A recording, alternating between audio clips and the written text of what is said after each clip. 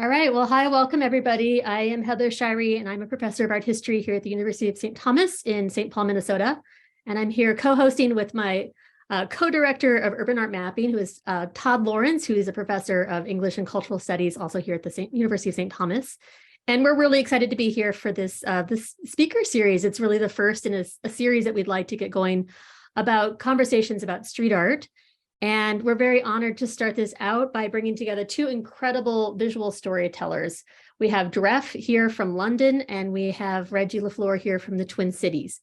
And we envision this to be a very casual conversation. We just wanted to bring together two amazing artists and have them talk about subjects that we think are really interesting. And we're really happy that everybody's here along for the ride. So we have the comments box open, so you can leave comments or you can leave questions in that box. And we can share those with our speakers as well, and hopefully have really a great dialogue. So I just wanted to start by I pulled a quote from each of their websites because there's some things in common about their work that I thought were really interesting. So Dreph is a visual artist who's based in London and a lecturer in illustration at Portsmouth University. And he describes his subjects as, quote, everyday people, friends, family, or those who he meets whilst painting in the streets. With the exploration of color and attention to sartorial detail, he uses his work to tell his subjects stories, end quote. And Reggie, here in the Twin Cities, states that, quote, his subject matter centers around everyday people crafting portraits with vibrant colors and contemporary elements that aim to capture the energy and the spirit of his subject's stories, end quote. So I think you can tell immediately what made me think that I should bring these two together for conversation, because there's some focus on portraiture and everyday people and the idea of storytelling. But I think as we talk about it, you'll see that it goes even deeper than that. And we'll see a really shared commitment to the idea of thinking about the street as a place to really have the kind of dialogues that we need at this time. So I'm happy to be able to have these two artists come together, and welcome to both of you. And we'll just start out by saying, let's maybe just start by talking a little bit about your work and how your work evolved over time, and then also how you think about your work in relationship to the concept of street art. Because I know both of you work in lots of different modes, not always in the street, but today we're interested in thinking about that idea of street art and what it does. And I will say, like, who wants to start? I hadn't thought about that. I don't know who to call on, but whoever would like to go can get started. And I'll take these pictures down so we can see each other better. Yeah, I can start. I can go ahead and get that out of the way. First and foremost, thank you everybody for attending, and for Urban Art Mapping for bringing us on. I had this conversation. Really, I guess the gist of my work, kind of started from, growing up as like an illustrator, cartoonist, in junior high school, even like elementary school, I'd like kind of taken on this identity of just, being this kid that always was drawing or sketching or something of that sort. Sports was never really like a big thing for me, along with any other like sort of form of like extracurricular activities and stuff. But like, visual arts was like, who I was. And then of course, there was some time after high school that, I kind of bounced back and forth learning how to do like logos and digital stuff, graphic design stuff. And none of it really stuck, with me because, like I had to maintain a day job, to take care of bills and everything else and whatnot. But then I ran into my old high school buddy some years, some years later, in front of a mural that he put together. And, we started talking about street art culture, graffiti culture. And at the time I understood kind of what it was, but was largely intimidated by it because of like, all the freehand like elements and people doing like letter-based style, work. But then I started reading about other artists or street artists that use portraiture, as like their like forefront, for their work. And so that's where like the main inspiration came from. I found a way to take a lot of like my digital pieces of work, my graphic design techniques, and I found a way to bring them into something tangible. And then of course with like street art culture, graffiti culture, there's just this amazing allure of just seeing artwork in so many different forms, in various neighborhoods, various environments. Just, really, just got drawn to like the aesthetics of like street art culture, and learning about graffiti and learning about like the pioneers of graph culture here in, in the United States, and really just how it like just blew up, in an international sense. But of course, much later, there's this like concept of like self, that or for me, I was inspired to kind of put more, into my work, so it was April of 2012 that I created some of my first pieces, using stencils and spray paint, and really not knowing a thing about like techniques and kind of what I wanted to do with it. But if you remember or recall, 2 months before, Trayvon Martin was murdered.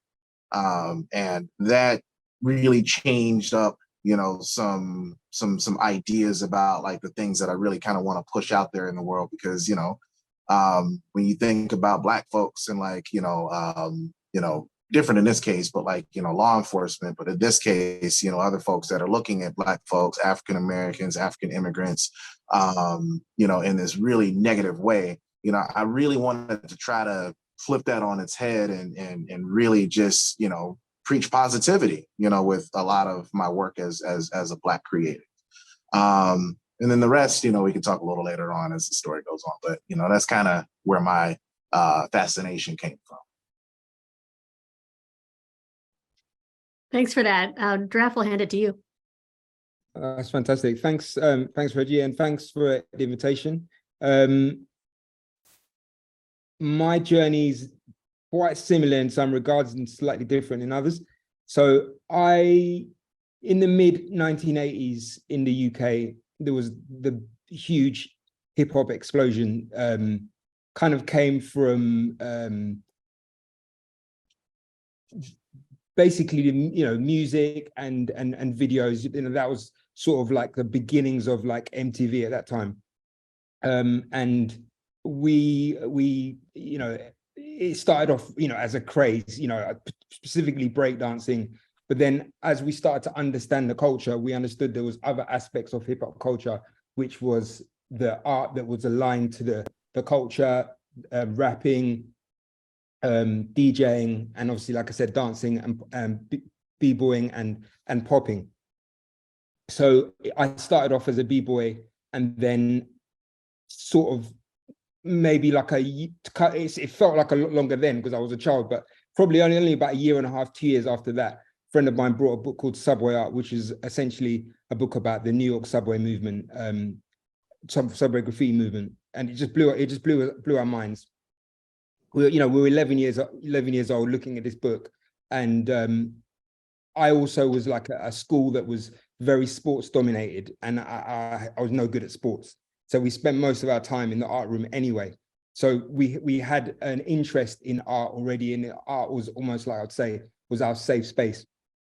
So we just slowly but surely, we started to try and emulate by copying what we saw, as young kids. And then that evolved into starting to travel to other cities. And then eventually, I was raised actually outside of London, started to travel into London and started to paint the subways there. Made a name for myself, probably active for probably about 2 years, and then got busted twice. And, African parents getting busted, having your house raided, it's like oil and milk that don't mix at all. So I was like, let me just see what I can do regarding doing something with this passion that I have, and, to some degree talent. So I went to Portsmouth University and did a illustration degree there. And then after that, spent probably another 15 to 20 years trying to find my space creatively. So that was a mixture of graphic design, illustration, whatever I could do, but also getting back into traditional graffiti again. And by the time I come to the end of that road, which was pretty much when I had my son, I kind of realized that I couldn't carry on doing illegal graffiti and having a child at the same time. Just didn't feel right to me. So I ended up going into teaching, secondary school teaching, and then each evening I'd go and basically just try and because what I learned is that a lot of the teachers in the UK, they don't actually practice making art, and it blew my mind. I was like, How can you be a teacher, but you don't make art? So once I understood that that's what was happening, I was like, right, each evening, let me just try and make some work at home. So I started doing that and started to like give myself some challenges, learning how to oil paint at home, and then realized that I needed a studio, and studio spaces in London are very, very expensive. So I was like, okay, what skills do I have? I already know how to use the street. I already know how to navigate the street in terms of like placement for like, you know, as a graffiti artist. And also like, I already know how to paint large scale. So how would it look if I took the things that I was already doing at home and just painting them large scale in the streets? And the focus of the work I was doing at home was always about painting real people. So it was just a natural transition to paint real people in the streets. And the more I did that, the more I realized that it wasn't something that was being done like to the degree that I was doing it, in terms of like painting only people, real people, and telling their stories. So once I was painting them in the street, then I'd be using the social media to tell the stories of the people that I painted, and started to realize that people were engaging with the work, but then also knowing that they could then go to the social media and read the backstories. And that's kind of like how my work evolved to where it is now, which I'll go into a little bit deeper into as we progress in the talk. Okay, great. That's a really great start. And I like this idea that I think has already emerged about the idea of making art as a kind of safe space and how that becomes a kind of refuge. I think that's important. Just a little follow-up question from a student. One of our students, Isabel, asked, well, what keeps you in the street art community? Because it's hard work, right? I mean, making murals is not easy. So what keeps you doing it on days when it gets really tiring? Reggie, or Yeah, sure. Can you guys hear me? I just put my earbuds in. We can hear you. Okay, cool. Yeah, well, good question. Thanks for asking. Community, you know, the folks that I well, you know, bump into in various sessions, you know, wherever I'm doing like a public art project or street art project and stuff. So, you know, here in the Twin Cities, you know, we have a lot of muralists, public artists, folks that are into graffiti. You know, there's some interesting like cross-pollination, I guess, between, you know, the different cultures that I find pretty fascinating. And you know, a lot of times, a lot of the stuff that I do, you know, I feel like, well, I guess in the past like year or so, things have been pretty good in terms of like the projects that I've been able to take on pretty consistently, and then of course I have studio space, you know, to where I can, you know, practice, you know, all the stuff that I'm doing. So yeah, it's just you know, there's this idea of just trying to, you know, continue to connect, you know, with, you know, the other members of your creative community. And you know, keeping it positive is always a big plus, you know, for me. And yeah, that's how I stay, you know, active, you know, for the most part. Like I don't do graffiti, I don't practice graffiti. But you know, there's a lot of folks that I've met within, you know, the graffiti community, to where, you know, we're just constantly trying to have those conversations with each other about things and the communities that we live in, you know, do work in, do service, you know, work in, that sort of thing. So thank you. For me, I think it's really, really good question. I've been thinking about that recently, actually. One thing I always say is that when you make work in the studio, you make it in isolation, and then when you're happy with it, then you show it to the world. When you're making work in the street, it's a very different process. Literally, every mark you make is being watched. And depending on where you're painting, people will literally come up to you and tell you that what you're doing sucks at whatever stage it is that you're doing the work. So it takes, for me, I think it's a very different process to studio painting. And it does take quite a lot. It's physically demanding. I'm sure from what I'm picking up from you, Reggie, you're also somebody, when you're painting, I'm sure you engage with your audience while you're painting as well. You give them that time. great, yeah. That is, you know, also quite demanding. You know, it's like if you've got a schedule and you end up spending like 20 minutes on a conversation, that's 20 minutes you could have been painting. You've got to manage all of those things. And You know, say for instance, you're in a community that's not a community you're familiar with. You can't just go in there and not engage with the community, do your painting and leave. You know, it's the right thing to engage with the community and do some level of community listening, and also maybe explain what you're doing. All those things are really important parts of the process that people don't always necessarily see. They only see the end product. They don't see that aspect of it. So I think that for me, those things are almost like the things that keep me painting in the street. It's the engagement you get from the community. I've got people who are, I would say now, are my lifelong friends that I've met painting in the street. I've you know, yeah, it's just, you know, and then that's not just, you know, in the country that I live in, that's globally. You know, if I've gone and painted in another country, I might meet someone that ends up becoming a friend for life, just because we ended up in conversations from using the art as the foundation for those relationships. So, or catalyst. Okay. I'll go ahead and ask a question here. Both of you in your work do portraiture, and you both have referred to yourselves as storytellers or using narrative.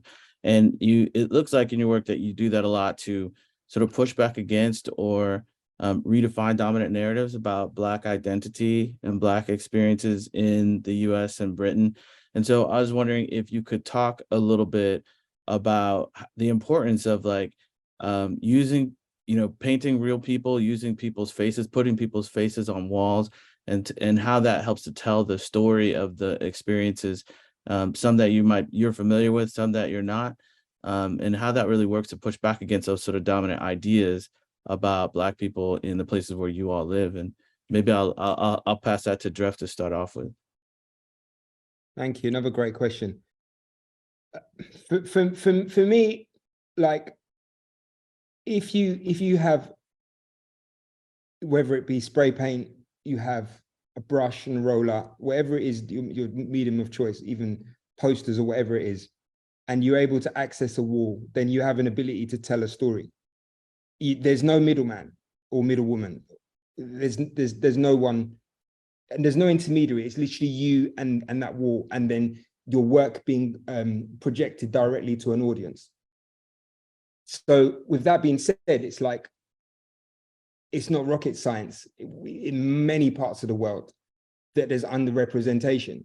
So if you know, for me, it's as simple as this. Like, I want to see my community reflected when I'm traveling, whether that's in the, you know, traveling from A to B, from here to the subway station, or if I'm traveling to another country, I would like to see those stories told. And we're not a monolith as a community. We're not a monolith. There's many facets to us. So the wall is an amazing opportunity to be able to tell those stories. And like, you know, there are many different ways that we're doing it. For me, it's like, I paint the portrait and then I'm using social media to really go in depth of telling that person's story. And also what I was also trying to do with particularly the You Are Enough series that we that I know you're going to show it in the slides, is that I understood that if you paint a painting in one area and you paint from another series in another part of London, after a while, people have started to understand that there's actually like a series of work, a body of work that they physically can travel and go and experience. And I think that's also really important in understanding that we, you know, that showed me that we have the city at our disposal, not just the areas that you usually see this type of work. It can be anywhere. It's just whether we see the vision as artists and then we can deliver that work. Reggie? Dreph, you bring up some incredible points in terms of, you know, different like sectors and, you know, different places, being able to use these different destinations to kind of tell that story, especially in terms of just how much, you know, like, you know, lack of representation that a lot of us Black folks have in other marginalized communities. And I'll tell you that, you know, in the sort of like going on 11 years of me, using spray paint and learning about street art culture, graffiti culture, and whatnot. That was a thing that really kept me interested in wanting to continue on with like creating public art and murals and whatnot. Especially considering, even with like the culture of like graffiti, there's a lot of like black and brown, like, influence, that's included with it. Of course, not to say that like it's not just, black and brown folks, but for me as a Black person, that's incredibly important. To create a body of work that folks like me can resonate with. And shoot, even thinking, in terms of like this street art, let's say globally, for instance. And in the limited experience that I have going to, various like, different communities and stuff, Hong Kong, Montreal, I'll be in Mexico next month. It's important for me to try to put as much of that like Black representation into these works, because it's really lacking. And if it's there, I guess it really depends on who it is that's like painting these pieces, because a lot of those Black elements can be tokenized, and which are, there's some issues with that, depending on like the subject matter and like context, that sort of thing. More so recently, with the pieces that I've done, I'll talk about the Afrocentric spectrum, the project that I did here in St. Paul, painted this project in 2020. And the idea behind this project was basically just to talk about the spectrum of Blackness through the lens of these two particular characters that I developed.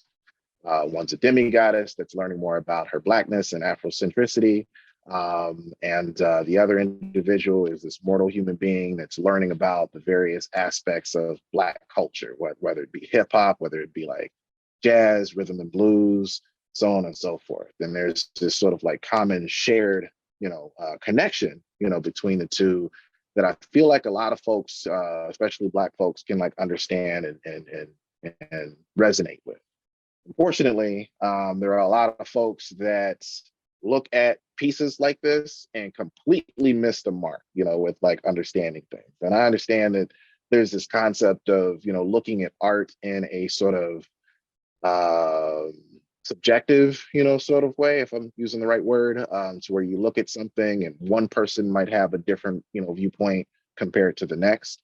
But I had a really unfortunate situation to where this woman, for context, a white woman, came up to me while we were presenting, some things in front of this mural. And she looked at my demigoddess character on the left, and she was just like, oh, she doesn't really look African. She looks more Hispanic. And, like, I've been to Africa and like, they don't wear their hair like that, yada, yada. And that's one of the main issues that I have as a visual artist with the stuff that I create, is that, there aren't enough people that are really looking at the work and really understanding what it is us creatives are trying to push out there in the world. But on the other side of things, hey, that's what we're subjected to, as muralists, street artists, public artists, and even some like graph writers and whatnot. There's tons of people out there with tons of opinions, but that's kind of just some of the challenges that I've had with my work, to where it's just people. It feels like people actively go out of their way to misunderstand something. That's interesting. I'd love to ask just a follow-up, and just thinking about, if you all think about the transformative power of your art, on walls in the city itself, but just thinking about, for example, you guys have both talked about this, the ways in which there is underrepresentation, of Black people in the culture of, both the United States and Great Britain, but how the environment that we move through on a daily basis also has that sort of lack of representation as well. You see advertisements, you see billboards, etc., and Black people and brown people aren't on those, and even the buildings themselves, can seem hostile to our presence. and it can seem like a place where we don't belong. But if you put up images of Black people and brown people, et cetera, on these buildings, is there a way in which that helps to transform the space and even make it more amenable and welcoming to folks who are moving through those spaces? Is that something that you think about at all? Reggie, you want to do that? You're shaking your head. Yeah, for sure. So yeah, there's always that intent, that like the works that I create on these walls would be welcoming to Black folks and other marginalized groups,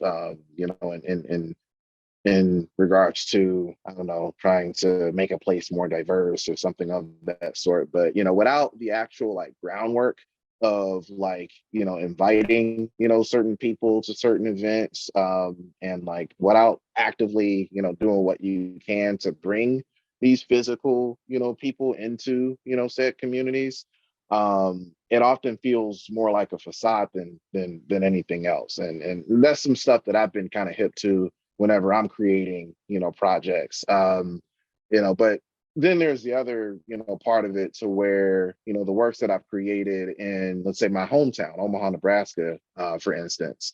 The ancestor identity and the seed piece was a project that existed in an area that is historically Black, and it still continues to be Black. And there's the elements of bringing in the Pan-African flag and having individuals that reference each of what the colors mean, for the flag. I feel like in a case like that, it's very celebratory, and it's very it does a good job, in my personal opinion, in like glorifying what exists in a community, as opposed to other parts of the city or cities, to where that underrepresentation of Black folks is pretty apparent there. So but yeah, I try to do what I can to continue on bringing as much Blackness as I can into these projects. But there's also you got to do that like groundwork to actually get people involved there too. Any thoughts on that, Dreph? I think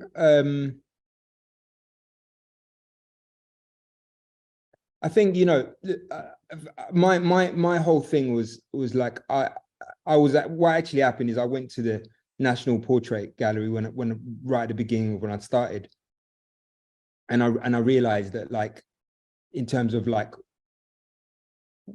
Western art history, the only times I was seeing black people in that gallery was in servitude. That was just the reality of it. And it hit me. And what it did is it showed me that, because I've always known from the age of 11, I've known that the walls are mine. I can paint on those walls. Obviously what I'm painting has evolved, and the reason why I'm painting has evolved. But I've always known that there's the power. There's the power. We have the power in our hands regarding painting on using the streets in this way.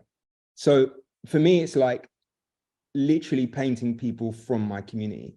If I paint people from my community and my community embraces it, fantastic. If I paint people from my community and it causes upset, then that speaks for itself. That literally speaks for itself, that if you paint a human being on a wall in a way that, I'm sure, like I could speak for yourself, Reggie, that we try to honor people and we try to paint people, the humanity of people. We try to paint the beauty of people.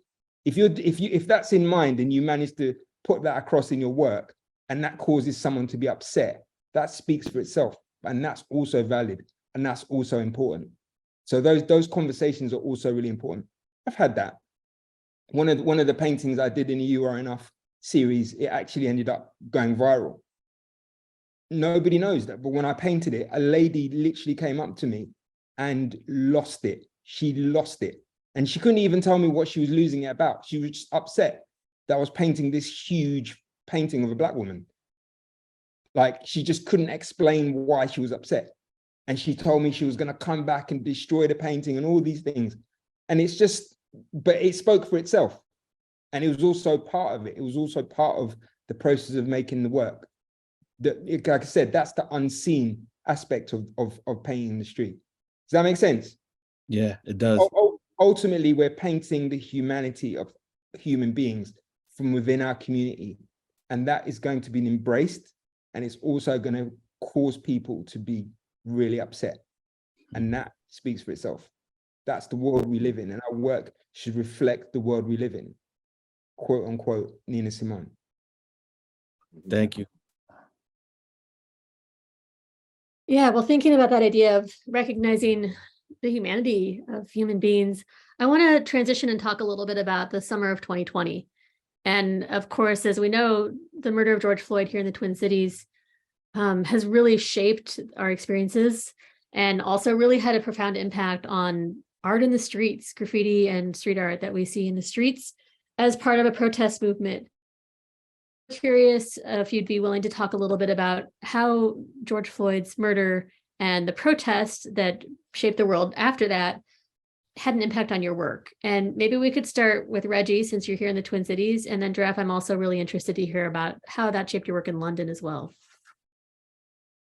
Yeah, I'll say, 2020 was an incredibly spooky year. I mean, not obviously just for me, but for everybody. But for me in particular, I just had this gut feeling that based on some recent experiences on a couple other projects, like, not even a year previous, I felt like I really needed to put something out in the world that really told stories that I wanted to tell, with my interest in, like, fictional stories and this sort of like newfound sort of like appreciation for myself as a Black creative. I've always had appreciation for myself as a Black person, but in terms of a Black creative and seeing that there's really not a lot of us out there that are really getting, these opportunities to paint on walls and stuff. Yeah, so 2020 was that year to where I started, writing up this short story that essentially, it spilled into what the Afrocentric spectrum was that we talked about earlier. I collaborated with a couple other artists. One of my good friends, Katie Thomas, from back in Omaha. I connected with her, to get an understanding of, like, okay, so what is it that I can do, that can really talk about Blackness, in this really amazing, wonderful way. And then, of course, around this time, this is when, COVID, like blew up and stuff, and people had to like stay inside. But then, of course, May hit, and George was murdered by, Minneapolis police. And the day after, after listening to all this stuff on the news and just seeing how everything just blew up, it was incredibly depressing, and I think about that, constantly, about like just, like it doesn't matter, how good, I'm doing, in society, to societal standards or whatnot. I could be just like Ahmaud Arbery, jogging, minding my business, and something can happen to me just based on the color of my skin. So, going through that depression, I didn't really feel like doing a whole lot of like art for anybody for, the coming weeks. And then, I had some good friends that, kind of helped pull me out of, that depression and help me understand, the healing aspect of creating public art, in this era, of, what we're dealing with in terms of like protest and dealing with like, how marginalized folks are treated and whatnot. But then I also saw like the tokenization, of it too. I felt like really quickly, there are a lot of organizations that like just got hip to, oh, now all of a sudden we're going to support Black folks. We're going to put this like blanket statement out here and say that, hey, we denounce this, and that. But the challenge with that is that you never really know the true intentions of an organization until they come out, And what I did see, was that, there were a lot of opportunities for Black artists to get opportunities, to paint certain things. But, I ignored all my emails and DMs and all this stuff because people were reaching out to me wanting me to paint specific things as opposed to reaching out to me and actually listening to the things that I actually wanted to say. Like DMs of people, just direct messages, people reaching out and say, hey, we need a Black artist that supports BLM, or we need a Black artist, that can paint in systemic racism on my front lawn, and all of that stuff just was really disgusting, to me. But it also inspired me to really just be more celebratory, with my work. And telling my stories and really speaking to my own truth about myself as a Black person, in an unapologetic sense. And I feel that after, it was 2020, we're now in 2023. There's a decent chunk of that I feel has been tapered off, to where the interest in, Black lives, seems like more like a marketing tool than anything else.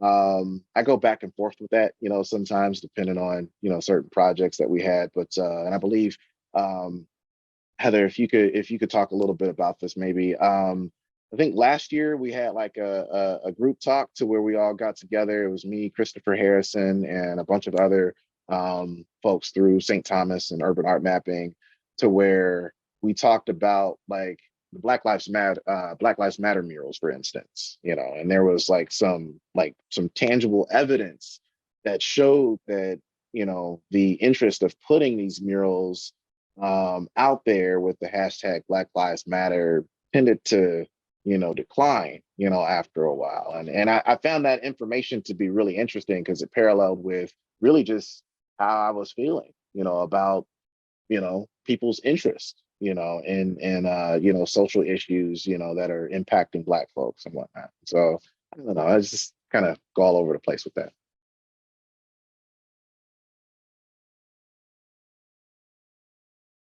Thank Myself, you. Dreph, what was it like for you? I think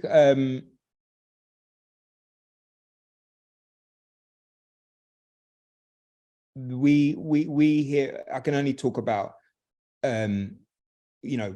what I was experiencing and feeling here in the UK. I wasn't really, obviously we were still in lockdown. People forget sometimes that we were in lockdown here in the UK. So I thought it was really important that our brothers and sisters in America understood that they were being supported globally.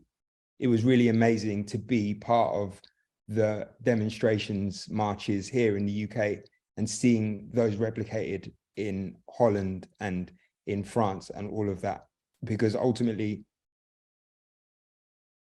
things are happening here in the UK and have been for years. In terms of how it impacted, obviously you're making a certain type of work, you're cracking on with that for years on end, and then all of a sudden that particular work is in vogue and your DMs are going crazy, your emails are going crazy, and all of a sudden your work is now hot and everybody wants to be a part of it. That was something that we, when it was obvious that was going to happen, and it did happen, and I'm sure most artists or Black artists were going to understand that and find ways to navigate that. I remember I got asked by quite an influential in Instagram page to they wanted me to do a talk on Black street art as a result of what had been happening with what happened to George Floyd. And it was just really interesting that they'd never ever come back to me before this instance, and now I was going to be the spokesman for our community, because those are the things that we had to navigate, as well as dealing with our own trauma. People forget that, we all had to deal with our own trauma, the trauma of actually seeing that, and then all the things that seeing that video that went viral, what that brought up in us, which is years, for most of us, years and years of stuff that we just pushed into the corners of our minds just so that we could move forward. So there's all that went on.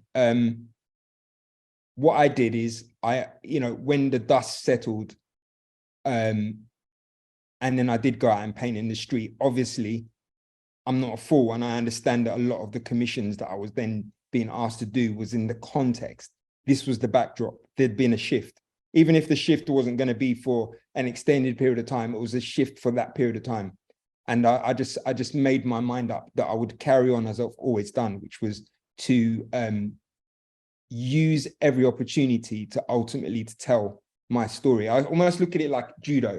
Like they come to you and you got to find a way to use the weight of, if it's the corporation or the councils or the government or whoever it is that's coming to you, because all sorts of people are coming during this period of time. You use the weight to actually get them on the floor and get them in the position that you wanted them to. And that's just how I see it. There's no other way otherwise, because they're still going to come, and they're going to come with big money. They're going to come with the bag. You're not going to turn the bag down if you can use it to tell your story. Ultimately, I think what all this boils down to, Reggie, is, do we have a story to tell?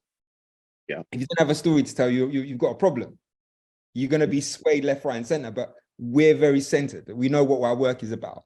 So we can see if the things that's coming to us can be used to tell our story. We're not, you're not doing huge portraits of yourself on the street, are you? And nor am I. This isn't about us. It's something bigger than us. So we can use those opportunities to make it happen, basically. And I feel like, just real quick, I just want to say that's what pulled me out of that level of lowness that I had, is that understanding that, like, yes, this is a gift that I have that's unfortunately, given the circumstances of 2020, it just seemed like a marketing tool, but, being able to use that momentum, like you mentioned with judo, which I'm horrible at, it's just something that I can, kind of use to my advantage, that serves to, serves for my purpose, like in that purpose is really just glorifying and celebrating Blackness. And even with some of the stuff that's tapered off, there's a lot of conversations that I've had with certain folks that are part of these organizations, which, organizations are organizations, but like, when there's like people, that you can directly involve yourself in, and the humanity, I feel like, kind of comes out, depending on how these conversations go. And yeah, so I don't know.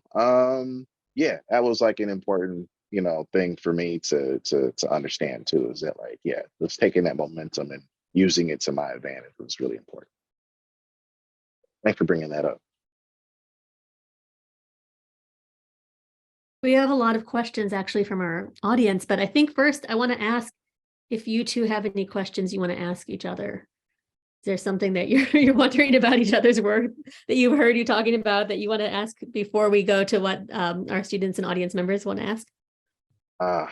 Man, I feel like we'd be on this call for like another hour or two. So maybe, afterwards I can for sure, reach out to Dreph.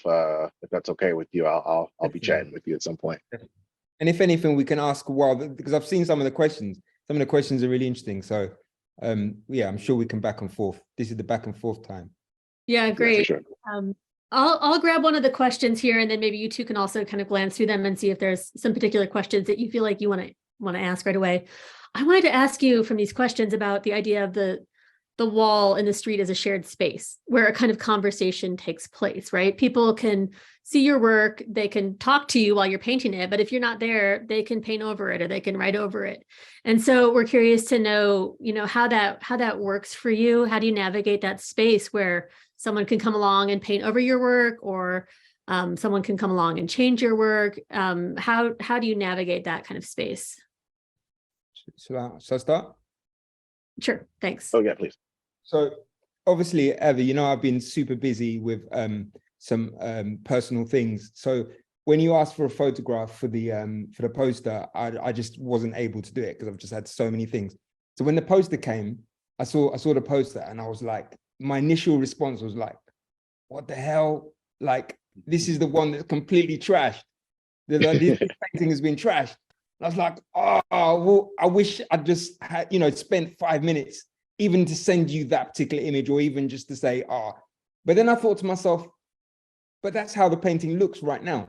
In fact, you took that photo about 4 or 5 months ago. It's probably, yeah, that was a photo from January, I think. Yep. yeah. So by all means, it's more trashed than when you took a photograph of it. And that's the truth of the reality of it. It's like that painting has been there. It was part of the You Are Enough series since it was there 2017. It's one of two of the longest standing paintings in Shoreditch. Nothing in Shoreditch lasts. The turnover is crazy, but those paintings have still been there. So the only people that are really tagging it are the graffiti writers, and they're only tagging what they can reach. They're not going any further. So as a result, that painting's been there for many years. And that's the reality of painting in the street. You can do a painting and you can spend hours, I'm talking about days. And as soon as you leave, the evening that you finished it, it can be trashed.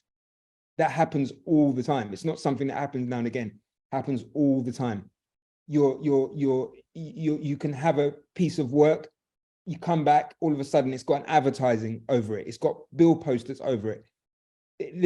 That's the energy of painting the street. And I think that's also partly what keeps us painting in the street. It's not like a studio, it's not stagnant. There's so many outside influences and outside forces that impact on your work and how you make the work, where you place the work, how you see that your work is going to be read. All of these things, it's what keeps it alive. Sorry, what was the question? I think you are actually addressing the question very perfectly, but it's so interesting, our perspective on that painting, because I chose it actually when I look at it, I don't see the painting as trashed. I looked at it and I think this painting has been here for so long in Shoreditch, and it's so respected that maybe there's a little bit of tagging along the bottom, but very little, because graffiti writers in Shoreditch, they can reach anything they want. They could paint over the whole thing if they wanted to, right?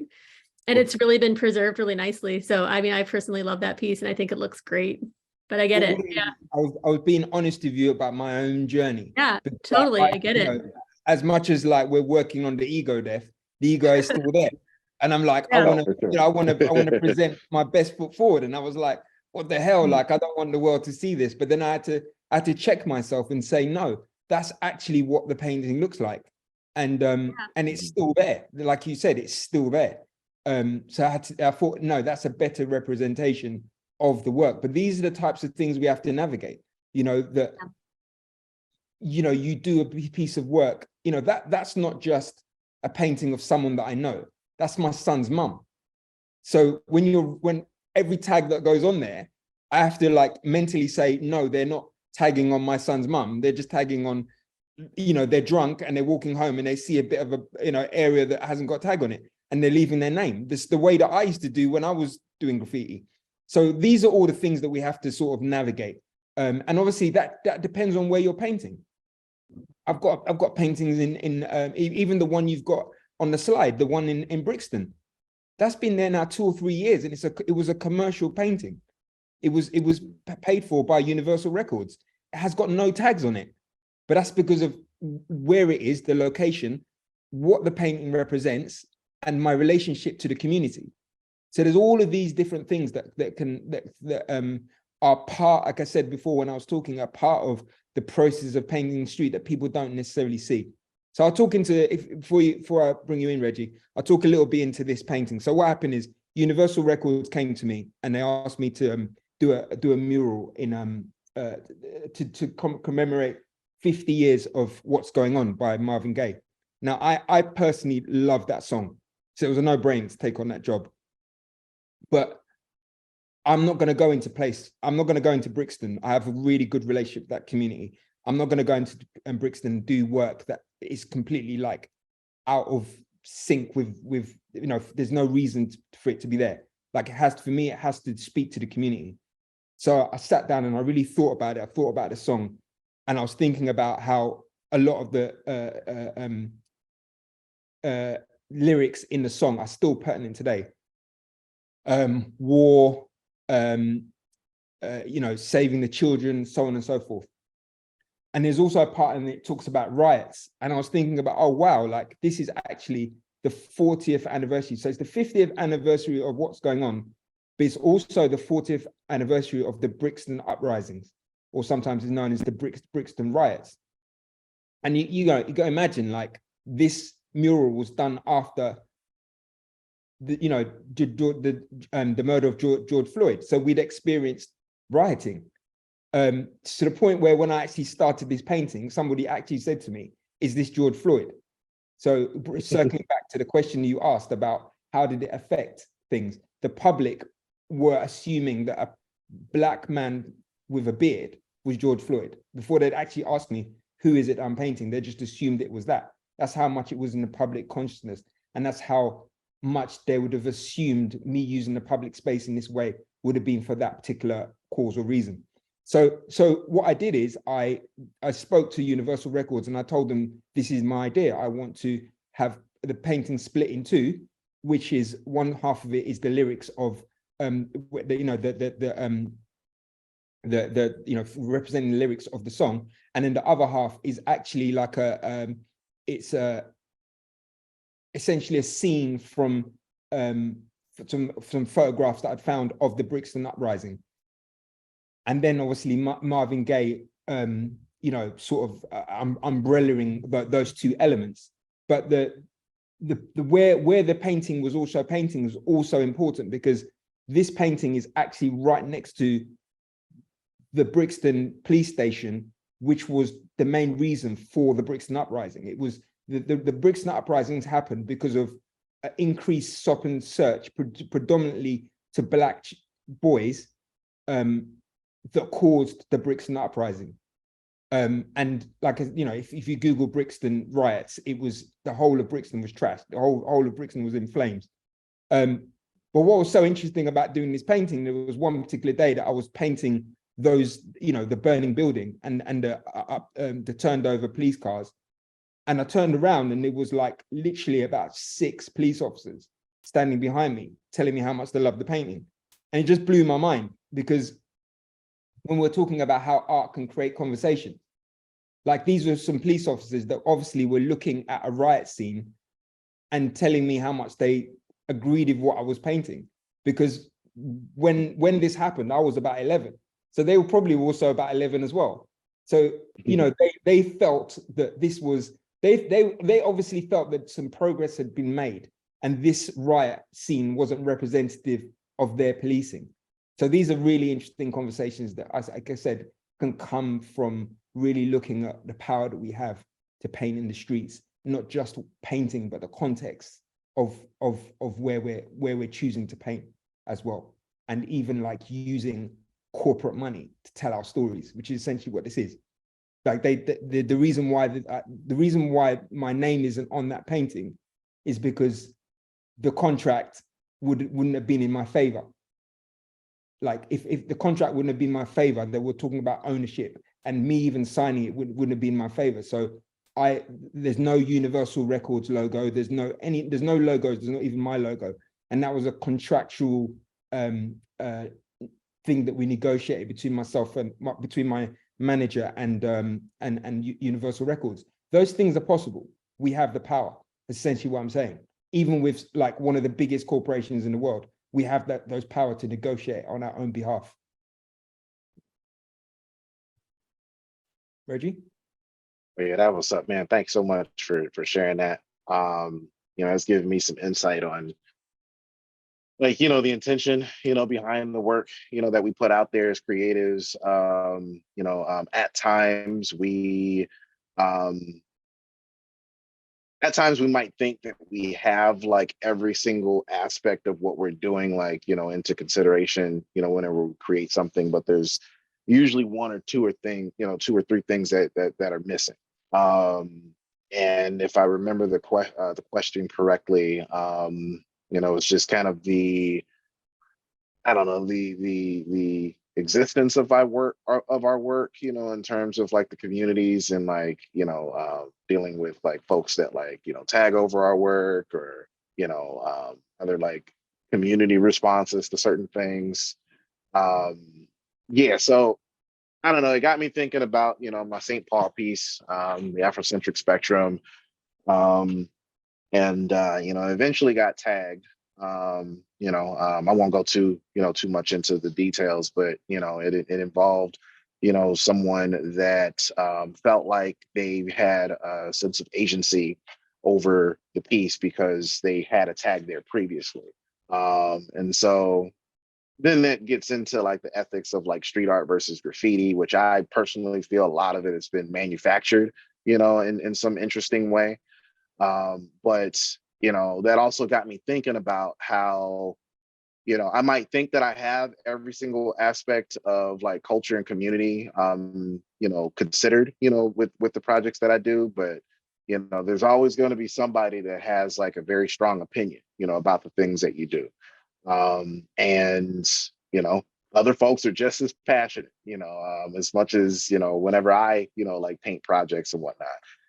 That St. Paul piece was a little personal for me because that was a project where I intentionally wanted to talk about a story involving Blackness. And I'll never really know the true intentions behind why that piece had continuously gotten like tagged, but since then that person has been like hitting up a lot of my other pieces. And that's gotten me thinking about like just all these different philosophies that people have with like street art culture and graffiti culture, and a lot of folks kind of stay in their own lane. I'm very careful to make sure that I don't call myself like a graffiti artist, and partly because my work isn't letter based.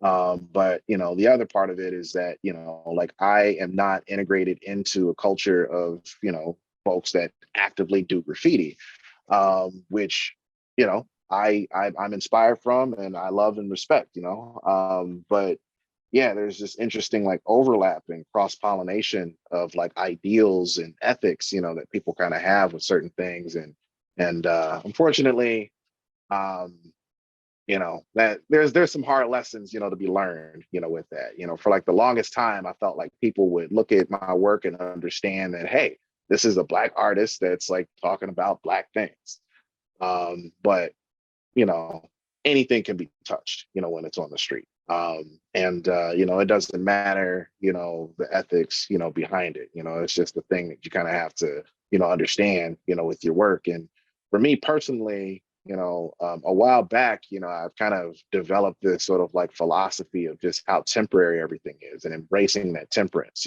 behind everything. I think that was a right word, temperance. But with the work that I create, out in the street,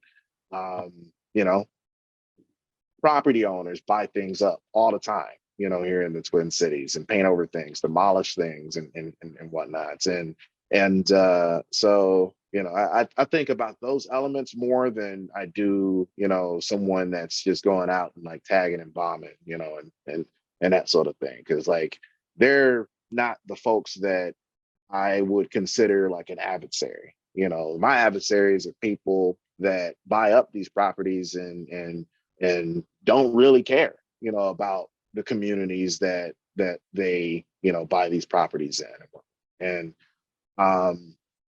and then there's that dreaded G word, gentrification, that has just been, it's still ringing in my ears since 2021, when I was accused of being a gentrifier because of that St. Paul piece, despite the fact that I lived like just like 5 minutes away from the space, and the area was like largely industrial, but whatever.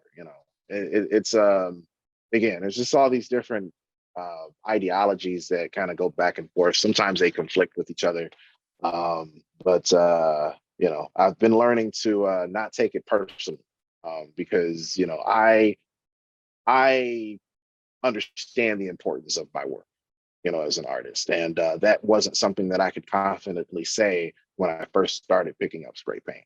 That's not the case anymore. So, Well, thank you both. I hate to do this, but we are out of time. We're at the top of the hour now. And I just want to thank you so much, Reggie and Dreph, for your comments today, everything that you said. I think everybody that was listening to this will have learned a lot. And for me, it was just really fascinating to hear you talk and answer these questions and talk to each other. So I'd like to just thank everybody who was involved in making this happen, especially Suzanne, who helped us bring it off. And of course, Dr. Heather Shirey, who organized this and made this possible, and all the people who co-sponsored this. Thank you so much. And thanks to the two of you. We really, really appreciate it. Hope we can bring you together maybe again in the future to have another conversation like this. So thanks everyone for coming. We really appreciate it. Bye. Yeah. Thanks so much, y'all. Much love. Thanks so much. You too. So great to Good talk to you all. afternoon, everybody. Have a Yeah. great rest of your day.